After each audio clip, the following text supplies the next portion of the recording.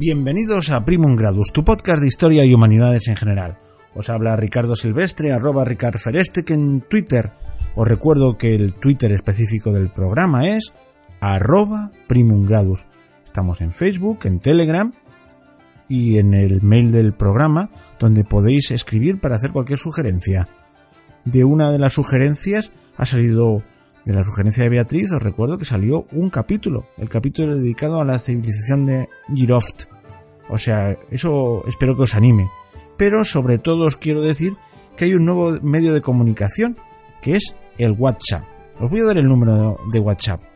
625 02 7030, con el más 34 delante, si llamáis desde fuera de España. Digo llamáis, pero al WhatsApp. No llamada telefónica, no pienso contestar llamadas telefónicas, simplemente WhatsApp, y a poder ser notas de voz, porque tiene la virtualidad de que podré incluir vuestros comentarios, críticas, aclaraciones o lo que queráis, los podría incluir en mis programas, y es mi gran ilusión que la voz del oyente se escuche en mis programas. Así que os lo vuelvo a repetir con el más 34 delante, si es desde fuera de España, y luego el número 625 02 7030.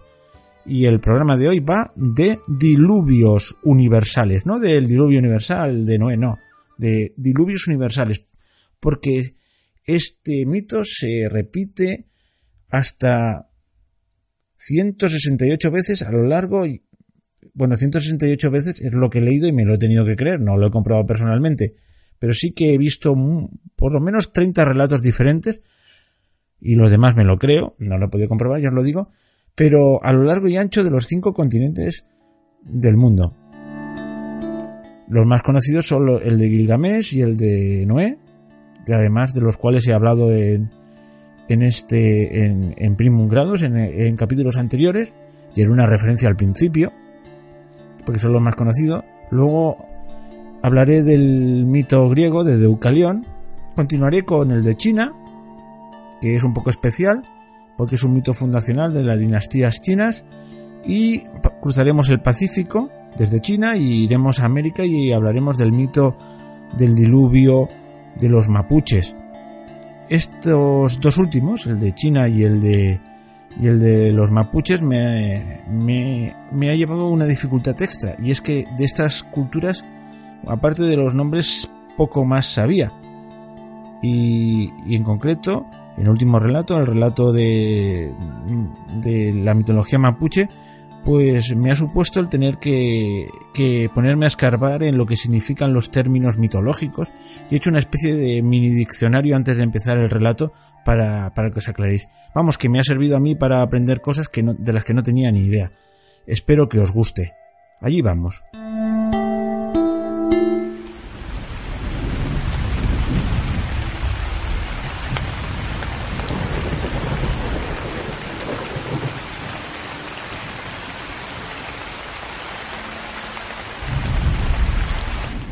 Cuando varias personas han contemplado un mismo hecho, un mismo suceso, y lo narran de forma separada, vemos que su testimonio difiere en los detalles, en la importancia que dan a determinados hechos. Sin faltar a la verdad, cada uno ha dado su versión. Ahora imaginemos un mismo relato que se da en culturas de todo el mundo, de Europa, Asia, África, América y Oceanía. Y cada uno conteniendo lo esencial: una gran inundación enviada por el cielo para castigar a los hombres por alguna causa. Eso es lo esencial y lo común a todos los relatos. Y que hay siempre un héroe y su familia que se salva gracias a la advertencia del cielo. Pues con esos elementos comunes, multitud de culturas han formado una leyenda. Según he podido informarme, se llevan contabilizadas hasta 168 narraciones del diluvio distintas, y se encuentran en los 5 continentes. Como dato curioso, diré que 58 de ellas se encuentran entre los pueblos originarios de América, entre los indios americanos, desde Norteamérica hasta por ejemplo, los mapuches o los guaraníes en el sur de América. Entre ellas, ciertamente, hay muchas similitudes, pero es lógico, en cierto modo hay una continuidad geográfica. También se dan similitudes en los relatos mesopotámicos con, por ejemplo, el relato bíblico, pero es lógico, compartían una zona geográfica muy concreta, el Próximo Oriente. Bueno, pues de todas estas narraciones es de lo que vamos a hablar en este programa. Y sería muy bonito dar una explicación a por qué todo el mundo comparte un mismo mito, pero no hay una respuesta fácil.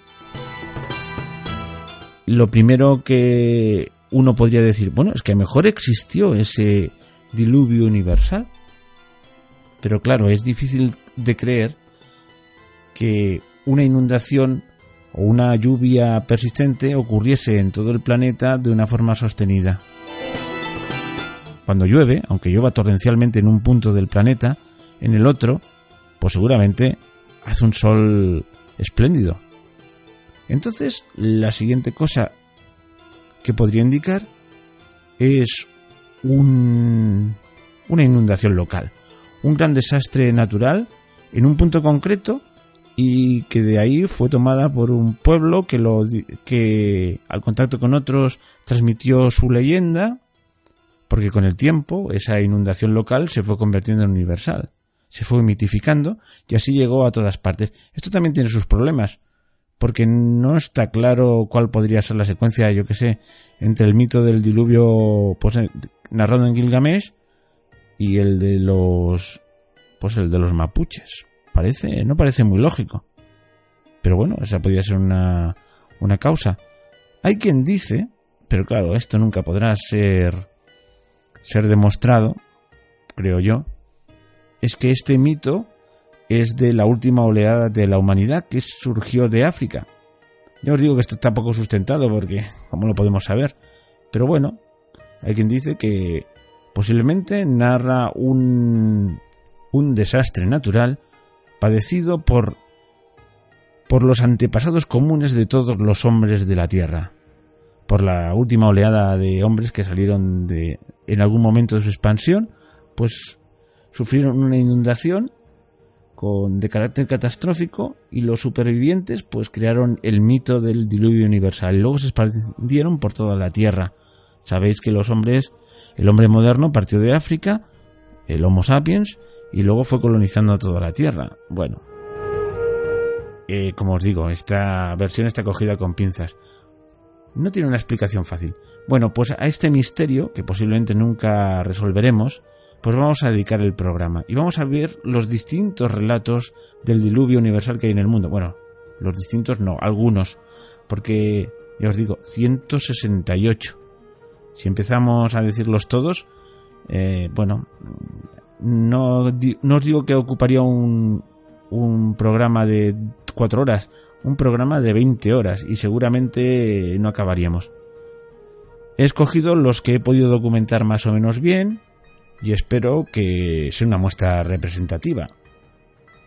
Vamos a empezar con el más conocido de todos, el de Noé, pero lo vamos a poner rápidamente en relación con su parece ser su antecesor, que es el mito mesopotámico de Utnapishtim. Entonces los vamos a ver los dos juntos a continuación y no le voy a dedicar mucho tiempo, aunque es muy interesante porque ya dediqué unos podcasts al libro de Gilgamesh en el que está contenido el Noé egipcio, Utnapishtim, y además dediqué un capítulo a historias de la Biblia al diluvio de Noé. Yo creo que sería muy reiterativo. Daré 2 pinceladas y luego pasaremos a otros relatos, al relato de los griegos, chinos, etc. Ya os digo, un mosaico de relatos de diluvios universales. Empezamos con el libro del Génesis de la Biblia y el libro de Gilgamesh.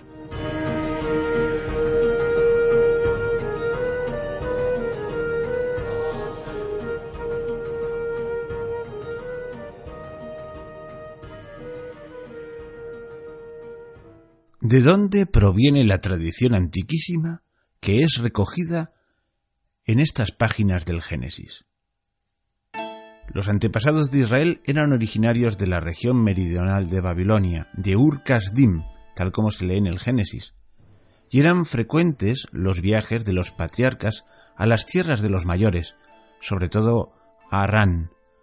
Nada tendría, pues, de extraño que las tradiciones judaicas antiguas sobre el diluvio dependieran de narraciones transmitidas en Babilonia, aunque interpretadas y valoradas a la luz de la revelación que Abraham y sus descendientes recibieron.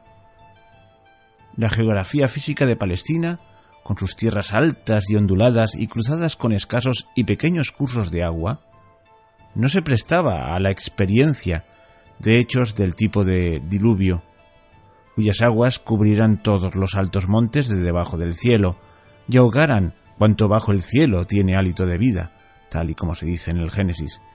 En cambio, las inundaciones en las tierras bajas y llanas de la Baja Caldea se debían frecuentemente a la acción devastadora de las aguas de sus grandes ríos, Éufrates y Tigris, y al rápido deshielo de la nieve de los montes de Armenia y Kurdistán. De hecho, los relatos sobre el diluvio o diluvios son numerosos en la literatura asiro-babilónica. Algunas de estas inundaciones tuvieron efectos catastróficos en vidas y haciendas, y por lo mismo pasaron a la posteridad con caracteres de verdadera hecatombe. A medida que transcurría el tiempo, se ampliaba de tal manera el recuerdo de aquel revés o reveses locales, y se les añadía tantos elementos legendarios, que transformaron las diversas inundaciones locales en cataclismos universales, tanto desde el punto de vista geográfico como etnográfico, atribuyéndolas al designio y cooperación común de los dioses del panteón babilónico. De ahí que en los relatos babilónicos del diluvio se encuentran sensibles diferencias, tanto en la manera de interpretar la naturaleza del diluvio como en señalar su duración y número de personas que perecieron. El poema babilónico de Gilgamesh, por ejemplo, señala como causas del diluvio la acción combinada de las tempestades, aguas, vientos y fuegos. Beroso dice que el diluvio duró poco. Avidene habla de 3 días de duración. Según Gilgamesh, la lluvia arreció 6 días y 6 noches, mientras que el texto sumerio le señala una duración de 7 días y 7 noches.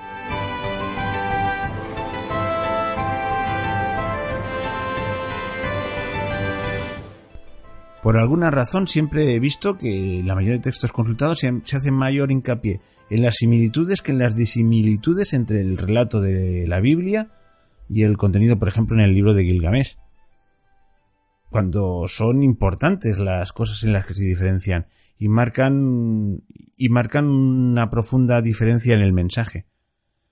Quizás empezaremos por lo más conocido, que son las cosas en las que se parecen, pues que la inundación ocurre en la llanura de Mesopotamia, que el personaje principal es advertido por una divinidad para que construya una embarcación y así escapar, que se lleva a su familia y lleva animales, que las embarcaciones fueron selladas con alquitrán y que acaban finalmente en lo alto de una montaña cuando acaba la inundación, que fueron soltadas aves para determinar si las aguas se habían retirado, aunque las aves difieren de un relato a otro, y luego que el personaje principal acaba haciendo un sacrificio, una ofrenda. Pero hay diferencias muy de fondo. Por ejemplo, la razón de la inundación, mientras que en el Génesis es una clara razón moral, la maldad de la humanidad, que se expresa en una violencia extrema, en Gilgamesh pues es el follón que arma a la gente. A Yahvé le pesa haber creado una gente tan mala, mientras que a los dioses lo que realmente les fastidia es que no les dejan dormir los hombres con su follón, con su jaleo. Ya se ve que las causas son realmente como la noche y el día, no tienen nada que ver una con la otra. Noé es pintado como un hombre justo y por eso es escogido. Utnapishtim, que así es el nombre del Noé sumerio, pues no se da ninguna razón clara. También hay muchas diferencias, por ejemplo, en en las cronologías, en el tiempo, mejor dicho. Para construir su barco, Noé se lo toma con calma, tarda 100 años, mientras que una Pistim 7 días. Luego hay una serie de apreciaciones sobre la descripción de los barcos. Por decirlo de una manera, el barco de Noé, dentro de lo que cabe, por las descripciones, las medidas y cómo está construido, era, entre comillas, marinero, mientras que era 450 por 75 por 45 pies. Eso nos da una figura alargada, pero los pies no sé cuál es la equivalencia. Pero si os digo que el de una piscina era 200 por 200 por 200, ¿qué nos sale? Pues un cubo. O sea, un cubo, no es nada marinero. ¿Qué más cosas? Pues yo creo que... bueno, sí, quizás la idea de que al final Dios promete, en el caso de Noé, pues esa es como la conclusión final, que ya nunca más volverá a destruir la humanidad por medio del agua, e incluso lo sella el pacto como una especie de firma en el cielo, que es el arco iris. Una explicación curiosa del arco iris, y esto me servirá de recordatorio. Una imagen no muy científica, pero hay que reconocer que bastante poética. En cambio, las consecuencias, ¿cómo acaba lo que pasa después del diluvio? Pues que los dioses se pelean entre ellos, alimenta en Lil, y al final Unnapishtim y su esposa son convertidas en dioses inmortales. Por eso Gilgamesh va a hablar con ellos para ver si consigue la inmortalidad. Ya se ve que las diferencias son muy de fondo.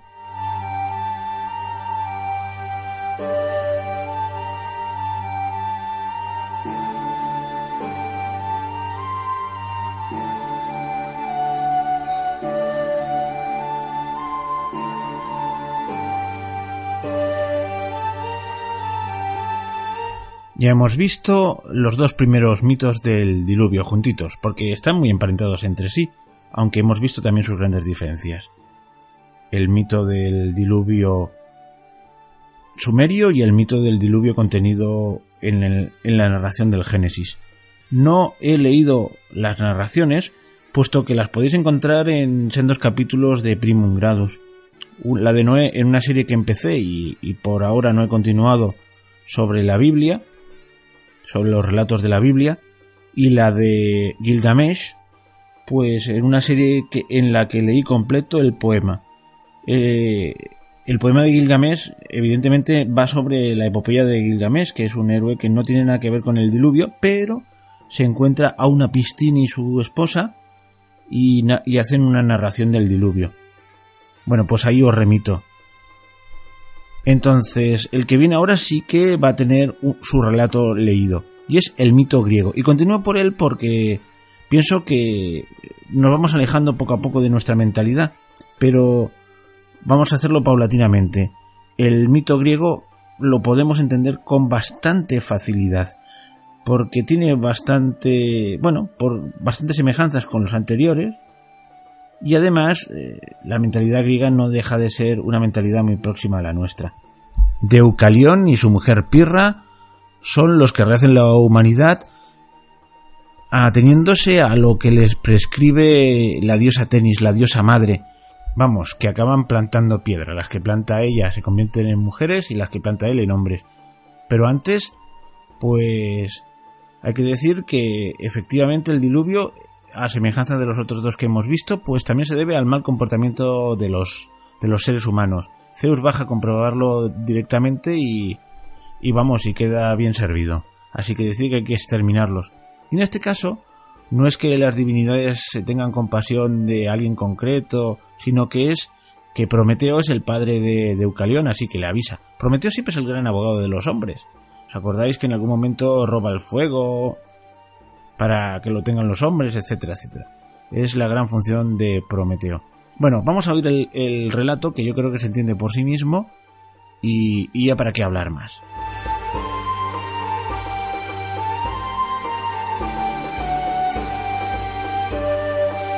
Cuando habitaba sobre la tierra la humana generación de bronce, Zeus, el soberano de los mundos, a cuyos oídos habían llegado malos rumores de sus crímenes, resolvió recorrer la tierra bajo figura de persona humana. En todas partes, sin embargo, encontró que la verdad dejaba pequeño al rumor. Un atardecer, cuando ya el crepúsculo cedía el paso a la noche, entró en la mansión inhóspita del rey de Arcadia, Licaón, famoso por su ferocidad. Realizó varios prodigios para dar a entender que llegaba un dios, y la multitud se hincó de rodillas ante él, pero Licaón se burló de aquellas plegarias piadosas. «Ya veremos», dijo, «si es un mortal o un dios», y resolvió, en lo íntimo de su corazón, dar muerte inesperada al huésped a medianoche, mientras estuviese sumido en el sueño. Antes, sin embargo, sacrificó a un desdichado que le enviara como rehén el pueblo de los molosos, coció sus miembros aún palpitantes en agua hirviente, o los asó al fuego y los sirvió para cena a la mesa del forastero. Zeus, que todo lo había penetrado, levantóse airado del convite y envió sobre el palacio del impío la llama vengadora. El rey, consternado, huyó al campo abierto. El primer grito de dolor que exhaló fue un aullido. Sus ropajes se convirtieron en vello, sus brazos en patas, y quedó transformado en un lobo ávido de sangre. Volvió Zeus al Olimpo y, habiendo celebrado consejo con los dioses, resolvió aniquilar aquella desalmada raza humana. Disponíase a esparcir el rayo por todos los países, pero le retuvo el temor a que se inflamase el éter y que el fuego prendiese en el eje del universo. Dejando el rayo que le forjaron los cíclopes, decidió enviar a toda la superficie de la tierra lluvias torrenciales y destruir a los mortales bajo los aguaceros caídos del cielo. Inmediatamente fueron encerrados en las cavernas de Eolo, Bóreas y todos los vientos que ahuyentan las nubes, y sólo se dio salida al austro, el cual se precipitó a la tierra cargado de lluvia. Negro como la pez era su rostro pavoroso, cargadas de nubarrones sus barbas, y el agua fluyendo de sus albos cabellos, oculta la frente tras un manto de niebla y con la lluvia manándole del pecho. Asióse a los cielos y sujetando con la mano las nubes suspendidas en vastas extensiones, comenzó a exprimirlas. Retumbó el trueno, un denso diluvio se desplomó del cielo, dobláronse los sembrados bajo la tempestad impetuosa, desvanecióse la esperanza del campesino que veía perdida su penosa labor de todo el año.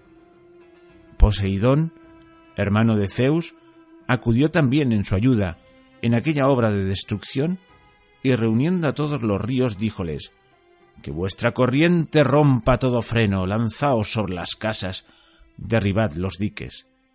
Y ellos cumplieron su orden, y el propio Poseidón abrió con su tridente el seno de la tierra, dando, con la conmoción, vía libre a las olas. De este modo, los ríos desencadenados invadieron los campos, inundaron los sembrados, arrancaron alamedas y se llevaron templos y casas. Si emergía un palacio, pronto el agua llegaba a su techumbre y las torres más altas se perdían en el remolino. Muy pronto no pudo distinguirse el mar de la tierra. Todo era océano, océano sin orillas. Los hombres trataban de salvarse como podían. Uno trepaba a la más elevada montaña, otro se refugiaba en un bote, bogando por encima de su hundida granja o de las colinas de sus viñedos, cuya superficie rozaba con su quilla. Extenuábanse los peces entre el ramaje de los bosques. El ligero jabalí huía ante la invasión de las aguas. Pueblos enteros eran arrasados por la oleada, y los que ésta perdonaba sucumbían a la muerte horrible del hambre en las cumbres de los páramos estériles. Una elevada montaña proyectaba aún 2 peladas cumbres por encima de las aguas en la tierra de Fócida. Era el Parnaso.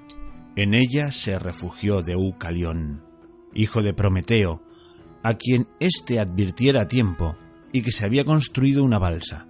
Iba con él su esposa Pirra. no se había hallado ningún hombre ni mujer que superase a esta pareja en probidad y temor de los dioses. Y he aquí que cuando Zeus, contemplando desde el cielo el mundo sumergido en las aguas quietas, vio que de tantos millares y millares no quedaba sino una única pareja humana, ambos puros, ambos piadosos adoradores de la divinidad, envió a Bóreas, dispersó las negras nubes y le mandó que disipara la niebla. Volvió a mostrar al cielo la tierra y la tierra al cielo. También Poseidón, príncipe de los mares, deponiendo el tridente, aquietó las olas. El océano volvió a tener orillas, los ríos tornaron a sus cauces, los bosques sacaron de las honduras las copas de sus árboles cubiertos de limo, siguieron las colinas, ensanchóse de nuevo la llanura y otra vez, por fin, apareció la tierra. Deucalión miró a su alrededor. El país se hallaba devastado y sumido en sepulcral silencio. Ante aquel espectáculo, las lágrimas rodaron por sus mejillas y dirigiéndose a su esposa Pirra le dijo: «Amada, compañera única de mi vida, por muy lejos que mire, en cualquier dirección que vuelva los ojos, no descubro una sola alma viviente. Nosotros dos, unidos, constituimos la población de la tierra. Todos los demás moradores han sucumbido bajo el diluvio, pero tampoco nuestras vidas están del todo seguras. Cada nube que diviso me llena aún de pavor, y aun suponiendo que todo peligro haya pasado, ¿qué vamos a hacer solos en la tierra abandonada? Ah, si mi padre Prometeo me hubiese enseñado el arte de formar criaturas humanas e infundir un espíritu a la moldeada arcilla». Así dijo, y la desamparada pareja prorrumpió en llanto. Después hincaron las rodillas ante un altar, medio derruido, de la diosa Temis, y comenzaron a suplicar a los dioses celestiales: «Dinos, oh diosa, ¿por qué medio regeneraremos a nuestra raza exterminada?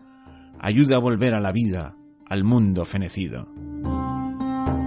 «Dejad mi altar», resonó la voz de la diosa. «Cubrid con un velo vuestras cabezas, desceñíos los cinturones y arrojad detrás de vosotros los huesos de vuestra madre». Durante un buen espacio permanecieron ambos atónitos ante la enigmática sentencia divina. Pirra fue la primera en romper el silencio. «Perdóname, diosa excelsa», dijo, «si, aun temblando, no te obedezco y no quiero agraviar la sombra de mi madre dispersando sus huesos».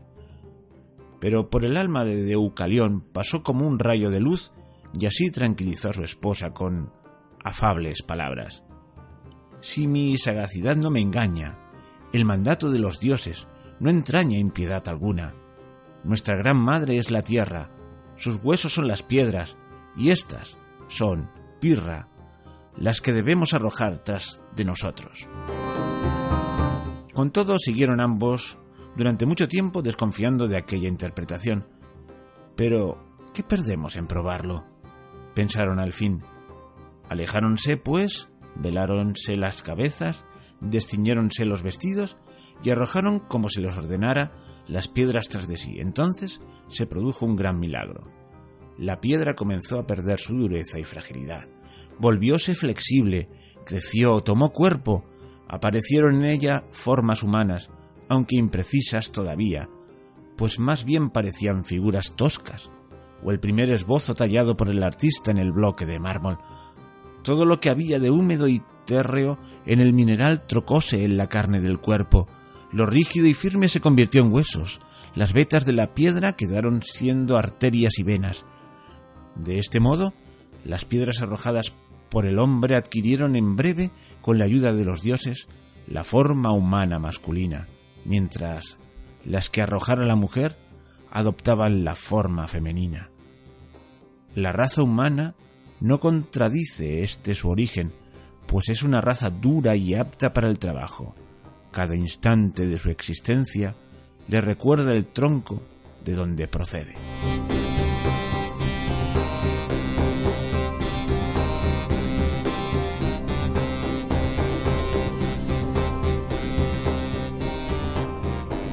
Y ahora nos vamos al extremo oriente, a China. China es un mundo en sí mismo, y tiene muchas singularidades, y una de las singularidades es que en su mito del diluvio pues escapa un poquito a la regla general aquella del castigo de los humanos por los dioses, por su mal comportamiento.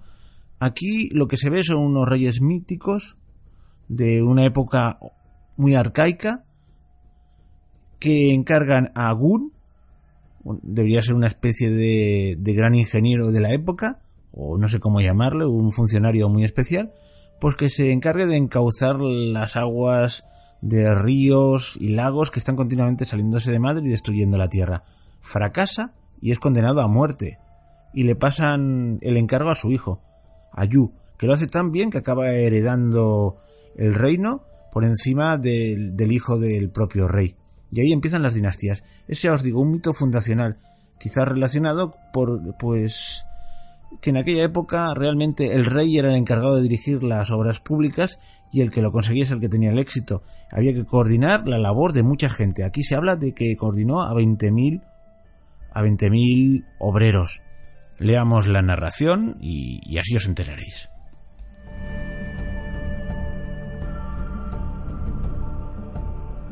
Cuenta la leyenda que justo antes del establecimiento del gobierno dinástico en la antigua China, cuando las inundaciones amenazaban la tierra y peligraba la vida de todos sus habitantes, Gun, un noble caballero, fue uno de los asignados por el emperador Yao, uno de los 3 augustos y 5 emperadores, para controlar las inundaciones que diezmaban su población. Tras un gran fracaso en su labor, el emperador legendario Shun, siguiente gobernante, ordenó la ejecución de Gun y le encargó al hijo de este, Si Weming, posteriormente conocido como Yu el Grande, la misión de terminar con las inundaciones que devastaban las tierras y mermaban la población. Yu, de espíritu incansable y firme moral, trabajó duro durante años con la ayuda de más de 20.000 hombres para así poder terminar con la desgracia que amenazaba aquellos lares y hacer de la tierra un lugar habitable para la humanidad. Cortó arboledas para abrir caminos, trabajó desecando pantanos y enumeró montañas y ríos para fijar las fronteras del país. Construyó una gran cantidad de canales para desviar el agua hasta el mar y evitar las catastróficas inundaciones. Con mucho trabajo y perseverancia, logró drenar el agua que había convertido en islas a las 9 provincias. Canalizando el agua y creando ríos, logró desviar las aguas inundadas hacia el mar. Una variante de esta leyenda cuenta que fue el señor divino del fuego, Zhu Rong, quien ejecutó a Gun al intentar robar tierra sagrada sin el permiso de los dioses, aunque fuera con el noble propósito de detener las incontrolables inundaciones que asolaban aquel lugar. Yu el Grande nació pues 13 años después de la muerte de Gun, del ombligo de su propio padre, y montando a un dragón por voluntad divina, con la ayuda de diversos dioses como el Señor del Río, quien le facilitó un mapa de la localización de todos los cursos fluviales, consiguió evitar futuras catástrofes. Bueno, pues este es el mito de la inundación Gun-Yu, Gun por el padre y Yu por el hijo. Y que sepáis que hay una tumba de Yu el Grande que se encuentra en la provincia de Zhejiang, en la actual ciudad de Shaoxing, y que bueno, pues es un centro de peregrinación.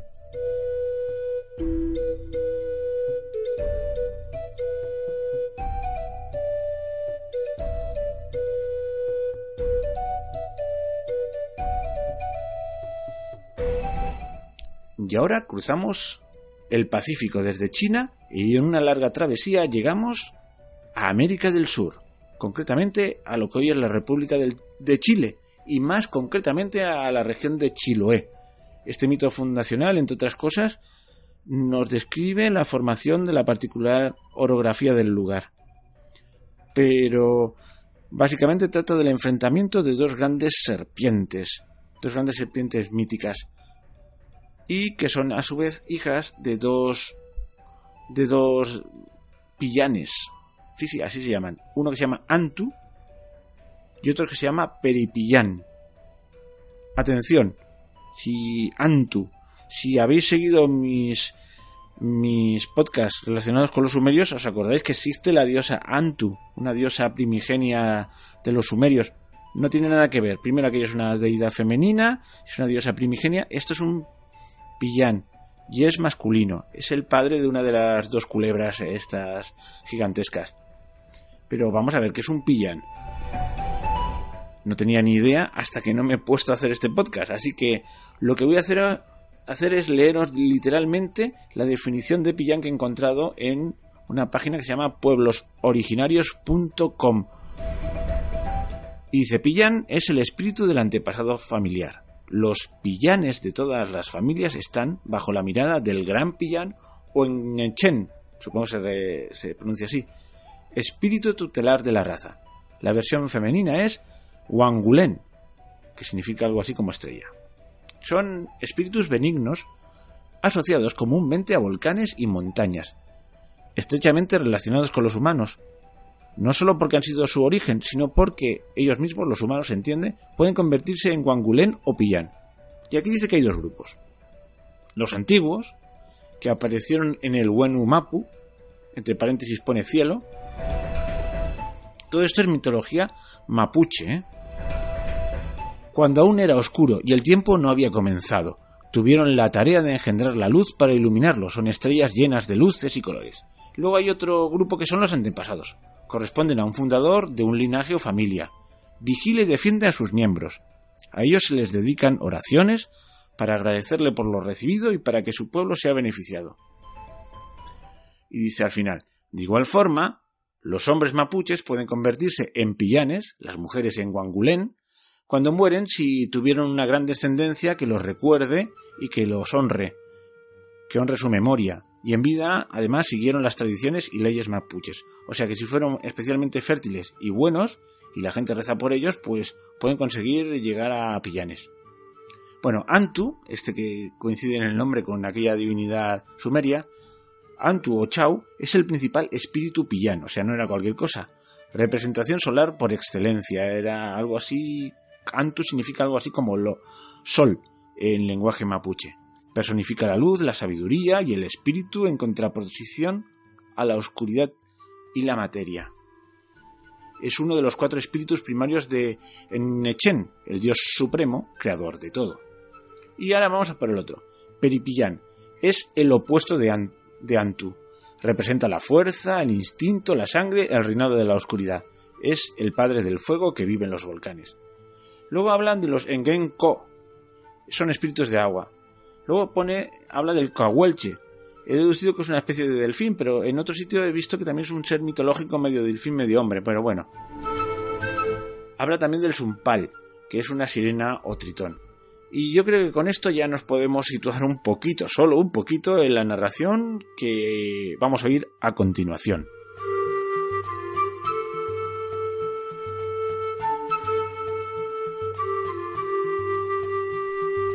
Tenten Bilu y Kaikai Bilu. Tenten Bilu y Kaikai Bilu son seres mitológicos de la mitología chilota. Ambos son poderosos con formas de míticas serpientes. Kaikai Bilu es la serpiente marina, que tiene poder para dominar el mar y todo lo relacionado con él.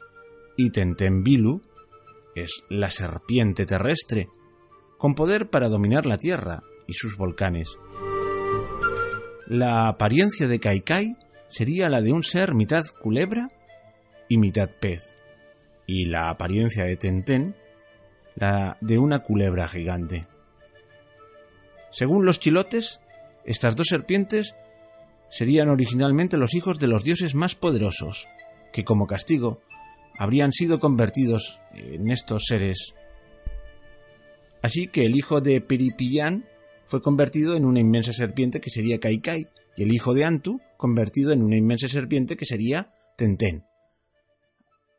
Ambas serpientes serían adversarias, así como fueron adversarios Antu y Peripillán.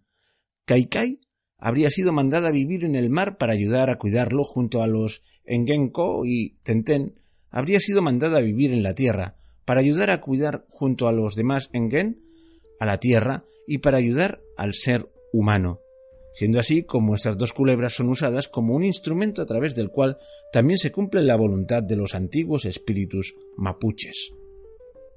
Se dice que cuando Kaikai despertó de su gran sueño de varios años, a causa del desagradecimiento que tuvieron los hombres por todo lo dado por el mar, Kaikai se enfureció y usó su cola en forma de pescado para golpear el agua.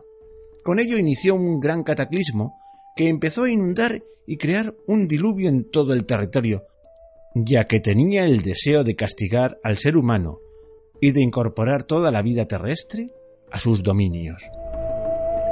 Kaikai ordenó a las aguas que inundaran los valles y cerros y que llevasen a todos los habitantes al fondo del mar.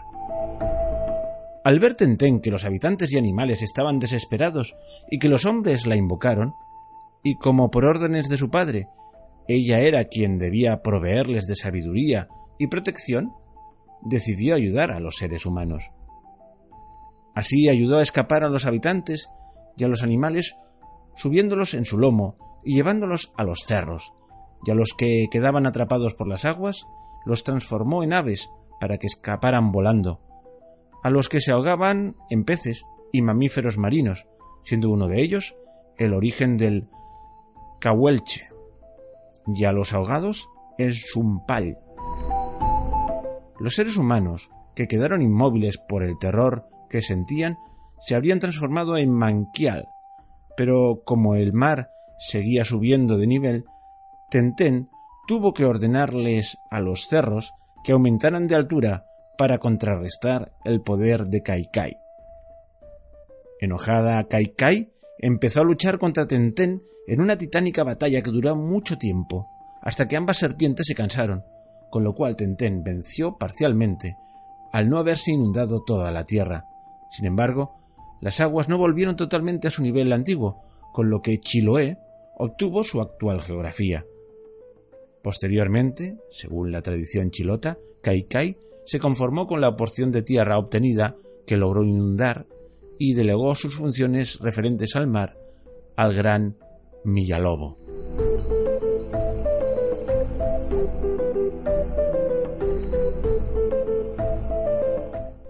Y hasta aquí hemos llegado. Me he dejado por entre medio muchos relatos, por ejemplo el relato indio, pero ¿qué ocurre? Que todos los relatos relacionados con la mitología hindú se me hacen un poco arduos, no acabo de pillarles el truco, por decirlo de alguna manera, y me pareció un enredo pensar a leer una cosa que yo ni yo mismo entendía. Y bueno, y de África no he dicho nada, ni de Oceanía, pero bueno, comprenderéis que si no esto sería el podcast eterno. Espero que con estas muestras hayáis tenido suficiente y hayáis aprendido tantas cosas nuevas como yo he aprendido, sobre todo de la civilización china y mapuche. Y después de esto, pues ¿qué más os puedo decir? Sino que si esto os ha gustado, pongáis un me gusta y que os espero en el próximo capítulo de Primum Gradus. ¡Hasta pronto!